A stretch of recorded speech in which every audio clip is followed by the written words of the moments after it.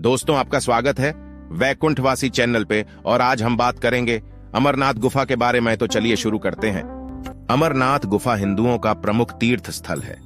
इसके बारे में बहुत भ्रम फैलाया जाता है। आजकल बाबा अमरनाथ को बर्फानी बाबा कहकर प्रचारित करने का चलन भी चल रहा है। इसी तरह धर्म का बिगाड़ होता है।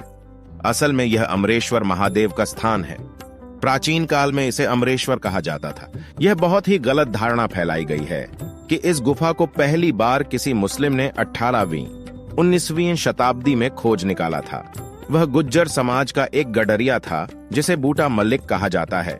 क्या गडरिया इतनी ऊंचाई पर, जहां ऑक्सीजन नहीं के बराबर रहती है, वहां अपनी बकरियों को चराने ले गया था? स्थानीय इतिहासकार मानते हैं कि 1869 के ग्रीष्मकाल में गुफा की फिर से खोज की गई और पवित्र गुफा की पहली औपचारिक तीर्थ यात्रा 3 साल बाद 1872 में आयोजित की गई थी।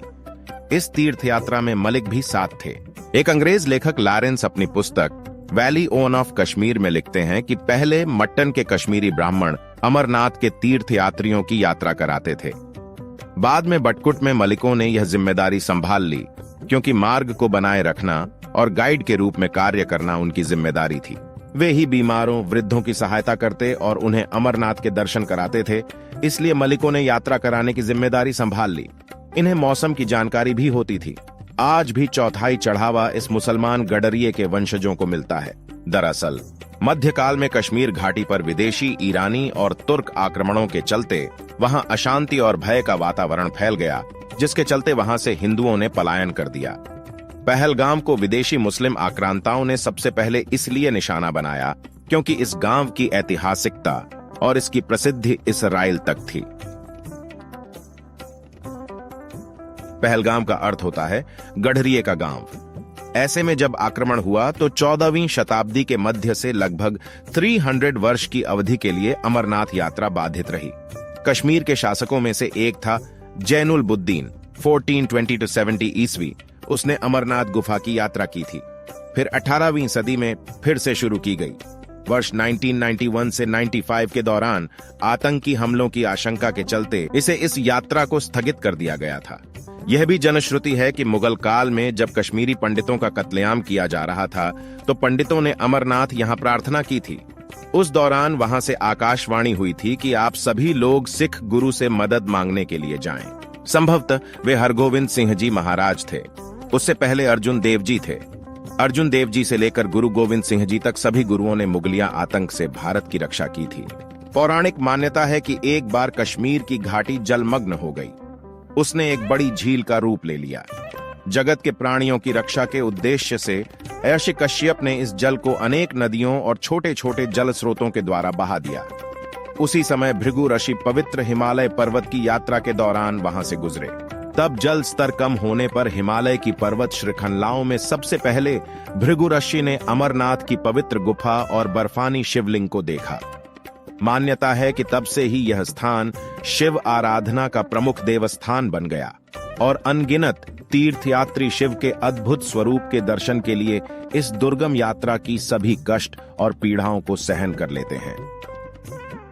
यहां आकर वह शाश्वत और अनंत आध्यात्मिक सुख को पाते हैं। कितनी प्राचीन गुफा? जम्मू कश्मीर की राजधानी श्रीनगर से करीब 141 किलोमीटर दूर 3888 मीटर की ऊंचाई पर स्थित अमरनाथ गुफा को पुरातत्व विभाग वाले 5000 वर्ष पुराना मानते हैं, अर्थात महाभारत काल में यह गुफा थी।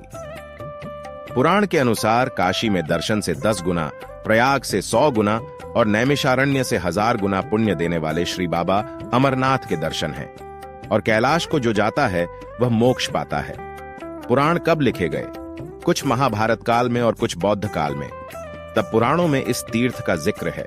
इसके बाद ईसा पूर्व लिखी गई कल्हण की राजतरंगिनी तरंग द्वितीय में उल्लेख मिलता है कि कश्मीर के राजा सामदीमत 34 ईपू 17वीं ईस्वी शिव के भक्त थे और वे पहलगाम के वनों में स्थित बर्फ के शिवलिंग की पूजा करने जाते थे। बर्फ का शिवलिंग कश्मीर को छोड़कर विश्व में कहीं भी नहीं मिलता। इस उल्लेख से पता चलता है कि यह तीर्थ कितना पुराना है। पहले के तीर्थ में साधु संत और कुछ विशिष्ट लोगों के अलावा घर बार छोड़कर तीर्थ यात्रा पर निकले लोग ही जा पाते थे, क्योंकि यात्रा का कोई सुगम साधन नहीं था, इसलिए कुछ ही लोग दुर्गम स्थानों की तीर्थ यात्रा कर पाते थे। भृंगेश संहिता, नीलमत पुराण, कल्हण की राजतरंगिनी आदि में अमरनाथ तीर्थ का बराबर उल्लेख मिलता है। भृंगेश संहिता में कुछ महत्वपूर्ण स्थानों का उल्लेख है जहां तीर्थ यात्रियों को अमरनाथ गुफा की ओर जाते समय धार्मिक अनुष्ठान करने पड़ते थे।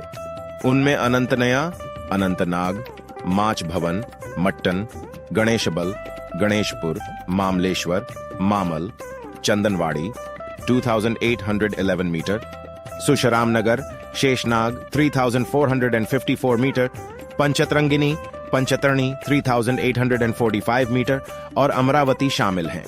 दोस्तों, उम्मीद करता हूं कि आपको वीडियो पसंद आई होगी। अगर आई है तो लाइक और सब्सक्राइब जरूर करें। जय बद्री विशाल।